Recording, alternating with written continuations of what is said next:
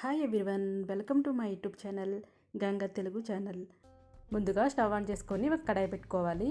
కడాయి heat ఎక్కిన తర్వాత ఒక 100 గ్రాముల దాకా ఎండు మిరపకాయలు వేసుకోవాలి. ఇప్పుడు 2 టేబుల్ స్పూన్ దాకా ఆయిల్ వేసుకోవాలి. ఇప్పుడు వీటిని ఫ్రై చేసుకోవాలి. 1 నిమిషం పాటు ఫ్రై చేసుకోవాలి.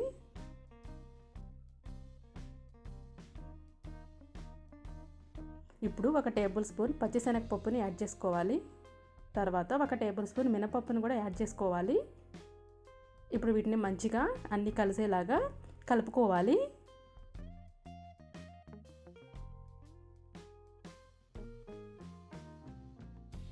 ఇప్పుడు 1 టేబుల్ స్పూన్ ధనియాలు కూడా యాడ్ చేసుకొని అన్నీ కలిసేలాగా మంచిగా ఫ్రై చేసుకోవాలి.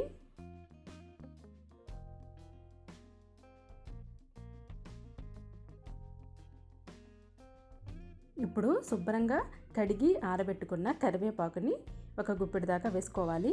తర్వాత అన్నీ మంచిగా కలిసేలాగా కలుపుకొని ఫ్రై చేసుకోవాలి. ఇప్పుడు 1 టేబుల్ స్పూన్ దాకా జీలకర్ర కూడా యాడ్ చేసుకోవాలి. ఒకసారి మళ్ళీ అన్నీ కలుపుకోవాలి.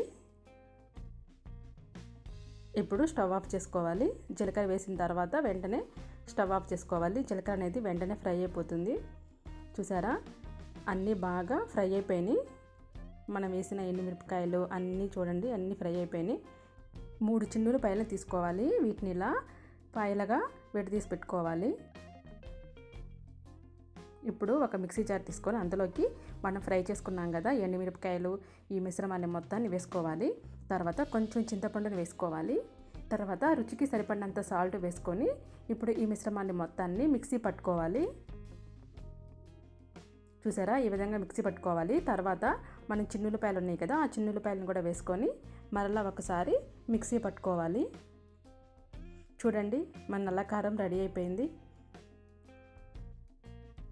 చూడండి, ఈ విధంగా మనం మిక్సీ పట్టుకోవాలి.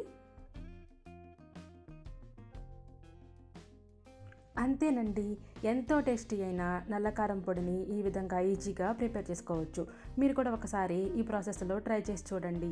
ఇడ్లీలోకి, దోశల్లోకి, గారెల్లోకి అన్నిట్లోకి చాలా బాగుంటుంది. ఏ టిఫిన్లోకైనా కానీ చాలా బాగుంటుంది. అంతేకాదు, వేడివేడి అన్నంలో కొంచెం నెయ్యి వేసుకొని ఈ కారం వేసుకొని తినండి, సూపర్గా ఉంటుంది. ముందుగా ఒక మిక్సీ జార్ తీసుకోవాలి. అందులోకి 100 గ్రాముల దాకా ఎండుమిరపకాయలను వేసుకోవాలి. ఇప్పుడు వీటిని మనం మిక్సీ పట్టుకోవాలి. చూసారా, ఈ విధంగా పట్టుకోవాలి. ఎండుమిరపకాయల ప్లేస్లో మామూలు కారమైనా వేసుకోవచ్చు. ఇలా చేస్తే చాలా టేస్ట్గా ఉంటుంది. ఇప్పుడు కొంచెం ఎండు కొబ్బరిని వేసుకోవాలి. తర్వాత చిన్నులపాయలను వేసుకోవాలి 1 పాయ. తర్వాత రుచికి సరిపడినంత ఉప్పు వేసుకోవాలి. తర్వాత జీలకర్ర కూడా వేసుకొని మరలా ఒకసారి మిక్సీ పట్టుకోవాలి. ఈ విధంగా పట్టుకోవాలి.